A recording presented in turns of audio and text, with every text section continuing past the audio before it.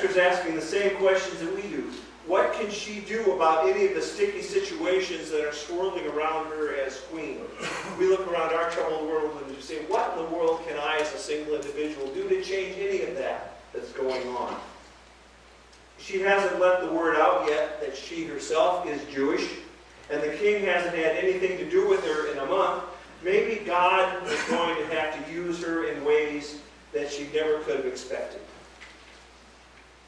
And that's the key point of the story, both then and now. Mordecai says to her, perhaps you have come to royal dignity for just such a time as this.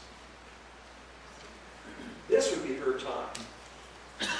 This would be her place. She was in a position to step in and do something to save God's people. This would be her time to act. And it was her time to step out in faith and to make a bold move. She lets the king know that she is Jewish, and if this new law goes through, she'll probably have to be put to death. And the king responds favorably, and the Jewish people are saved. Deliverance comes through claiming her faith publicly. And there's more to this story. Go home this afternoon and read it. Even though God's name isn't mentioned in this book, there's no doubt that God is at work on every page, because everything just seems to fall into place. There are coincidences everywhere. But as someone once said, coincidences are simply miracles in disguise. But for this morning, think about this time and this place and God's call for you. Esther acted to save her people. She was where she was for just that particular reason at just that time. Could there be a possibility that this is your time? How can God use you to make a difference in the world? What can your faith say to a culture that seems to be dominated by material consumption, by political power plays, in all the turmoil that we're seeing on the news night after night? How can you make a difference in all of that? What kind of risks are you willing to take on behalf of folks who are vulnerable, folks who are threatened? As we shared with the kids, we wear many hats and are identified with many different groups and causes. But which of those identities will be the one that will ultimately shape your life?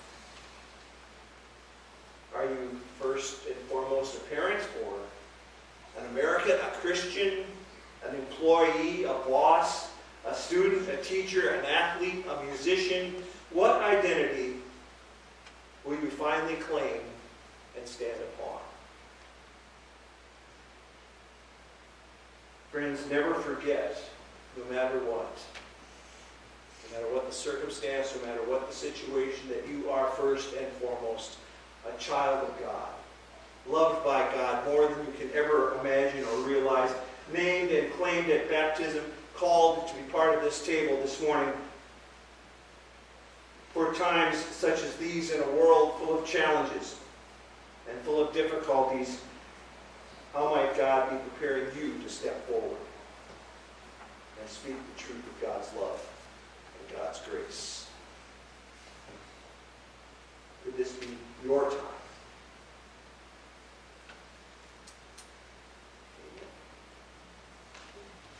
Would you pray with me? Lord our God, give us ears to hear your word, to respond to that word with confidence, with hope, with assurance that you are with us. May we sing our faith, may we live our faith, may we experience our faith together. And may everything that we do make a difference, because it is your love and your power working through us. In Jesus' name.